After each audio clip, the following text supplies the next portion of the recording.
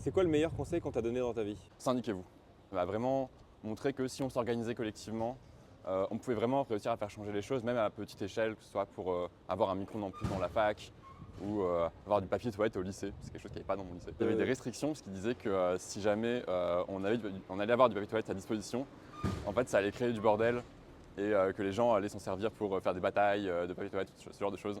Du coup, on s'était un peu battu à l'époque dans mon lycée pour avoir ça. Ce qui m'a fait réaliser l'importance de ça, c'est toutes les réformes qu'il y a pu avoir, la réforme du bac, Parcoursup, qui ont beaucoup bouleversé le fonctionnement du lycée il y a quelques années. Est-ce que tu opposes le développement personnel avec le fait de faire une action collective? Dans quelle mesure c'est opposé ou pas? Mais que les gens aient besoin de développement personnel, c'est quelque chose qui est compréhensible dans le sens où il y a quand même de plus en plus d'anxiété liée au fait qu'on soit étudiant, au fait qu'on soit jeune et que l'avenir qui nous a annoncé n'est pas forcément très joyeux. Mais en même temps, ce n'est pas une solution qui peut être définitive, dans le sens où si on choisit de toujours continuer à être seul et à faire son développement personnel toujours tout seul, ça ne marchera pas. Si on fait du développement collectif, peut-être que là, les choses pourront vraiment prendre un sens un peu différent.